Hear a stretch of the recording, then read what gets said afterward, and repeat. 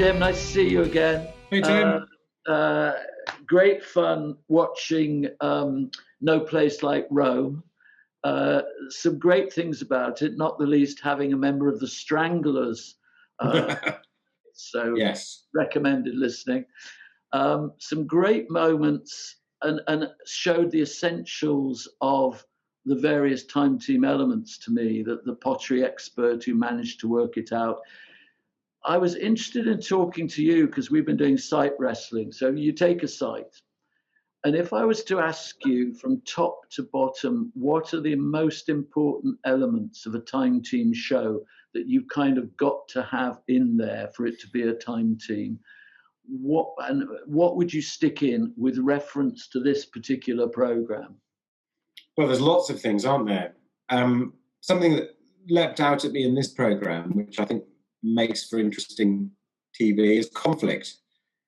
And I don't mean that in a sort of unpleasant sense, but I suppose I mean professional conflict. So what was interesting to me re-watching it, and it's many moons ago now, was the debate between Stuart and John in terms of the reasoning for this bizarre gatehouse that was sitting there.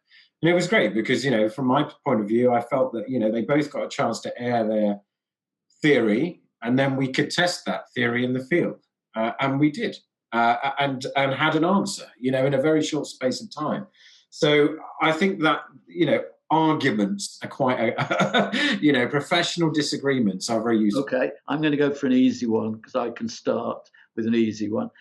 3 days. The limited time, always that sense of Helen didn't actually manage in some ways to complete her area of the site, but it didn't matter. But it made everybody concentrate and get from that site exactly what they could, because they knew they'd only got 3 days. I'll be quite interested to see what that group has gone on to do, and we'll ask some. So 3 days. Next, your go. Well, again, I'll just pick from the low-hanging fruit, geophysics. Geophysics, yes. Easy one. Geophysics proved its worth in the very first episode of Time Team and became a staple.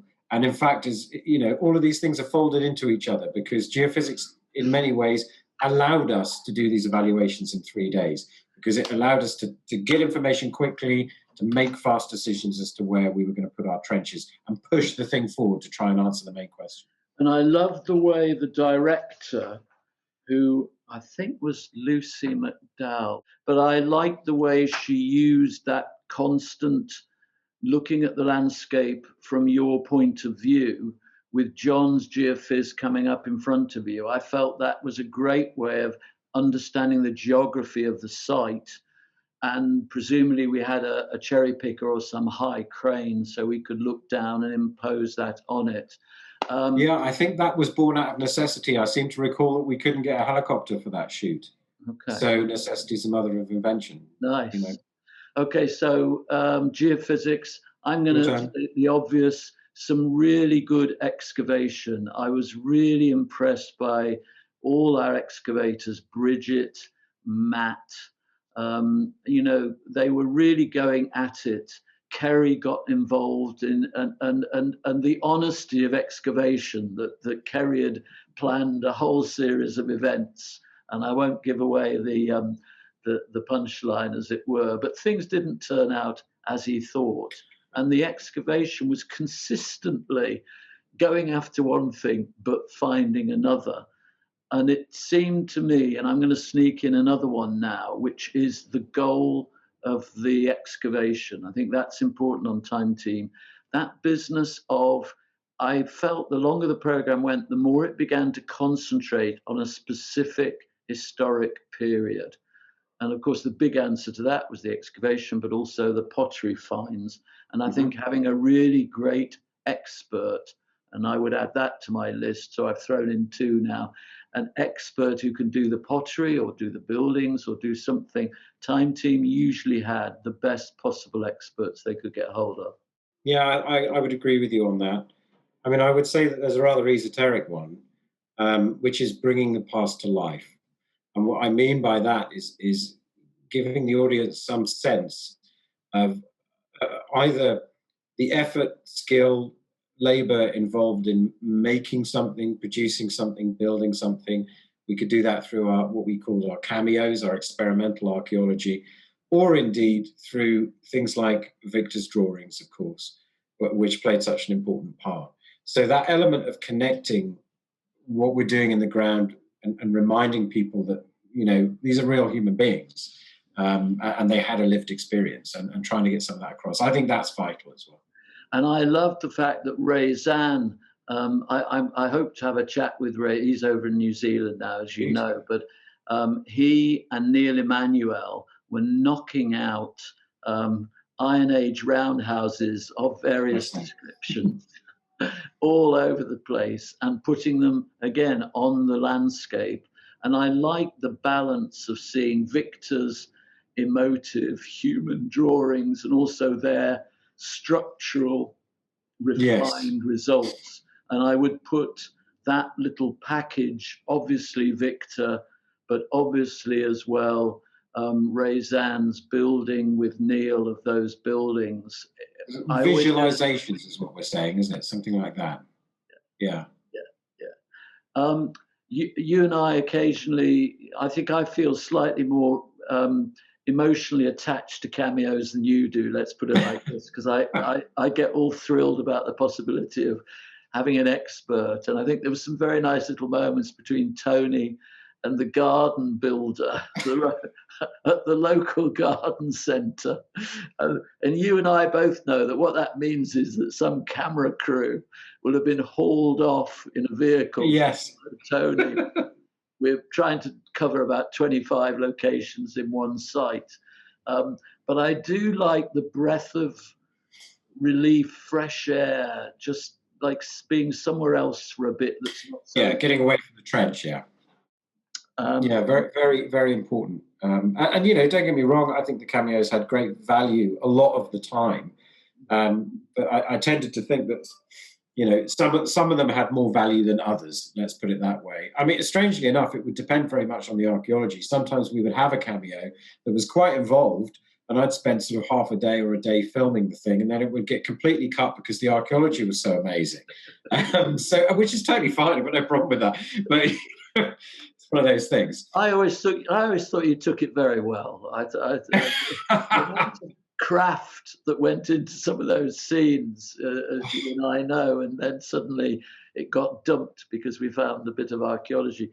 The incident room, in the early days of Time Team, we had sort of crafted tables and drawings, and I quite like the fact that this one was clearly some old barn somewhere. Exactly, yeah. And I like those moments when I spend a lot of time looking for Victor in the background, or Neil in the background, or Helen, or somebody.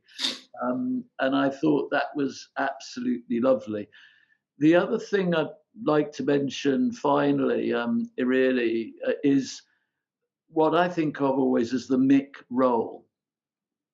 Not a presenter in a sense, but the Mick role where he's trying to balance lots of questions coming in from Tony, which is obviously part of the format, but he's trying to get an answer out from the reality of the archaeology and sort of focusing the team. Hypothesis A, B, C, and D get thrown out. He's then on hypothesis GH, and he kind of expresses what we need to find to answer that hypothesis. And I think there's a tremendous cleverness and skill about what he was doing there. I'd also say that one of the things that Mick was good at, and several directors had the sense to give him the space to do this. I think one of the directors coined the phrase a Mick chat. Yeah. And it would often be Tony and Mick sitting with a cup of tea, particularly on sites that suited Mick, so monastic sites, religious sites, medieval sites, and try and draw out from Mick something about, you know, why we ought to be interested in this, why he's interested in this, what people's lives were like back then. And like your description of the cameos, that was a moment away from the trenches to just calm down a little bit and think more broadly about what it was that we were doing. And I always really liked those. I thought they worked really well. Jim, just to summarise, this program, why watch it? What was enjoyable about it for you? Why would you say to someone, you should watch this program because this tells you something about how Time Team works? Well, it tells us a lot about, or it reminds me a lot about how the team succeeded in adversity. The weather on that site was grim. The ground conditions were not pleasant, but we fought our way through it in the end. But actually, I would say, probably taking my cue from Phil, that, you know, we really had some firsts here. This was a unique transitional, well, not unique, but, you know, to us it was a transitional site between the Iron Age and the Roman period. We had some discoveries that were firsts, and it really shines a light on that strange sort of transitional phase, and shows that, you know, what we all read at school was, we're all Iron Age, and then the Romans turn up and suddenly we start building villas. Well, it wasn't like that at all. There was contact with the Roman world for 100, 150 years prior to the invasion. So it shows that slow acculturation, so that when the Romans did turn up en masse in force, there was a portion of the population that was like, hi, you know, perfectly happy to see them. So from that perspective, it kind of shines a light on that adaptation to new ways of life, to new cultures. And finally, something which I'd actually forgotten. I mean, it's astonishing, you know, but I'm not going to say what they are because you've got to watch the program to find out. But Indeed. Two incredible finds, really quite unique. One of them in particular, a very, very rare find. And, you know, it kind of turns up in the mud, Phil's super excited. And we somehow forget some of those things that turned up, and hopefully you'll be able to see on the program a beautiful representation of that site. So thank you very much for listening in. Thank you very much, Jim, for joining in. We've been talking about No Place Like Rome, Blacklands in Somerset. It's always interesting for Jim and I to look at these programs and watch them again, because it sort of reminds you about the things that work on Time Team and some of the grim struggles we had, thankfully. And how much fun it was. Kerry watching as his tent blows away. It was particularly memorable. And it's very, very nice to recollect these events with a wonderful group of friends we had on these sites. So hopefully we'll be getting the band back together again later this year. And all the time doing this is kind of helping me and Jim and you perhaps learn a bit about what makes Time Team tick, so we can get it right when we do it next time. Jim, thank you very much indeed. Lovely to talk to you again. Thanks, Tim. I've got a couple of more sites to argue with you about next time we talk. I look forward to it.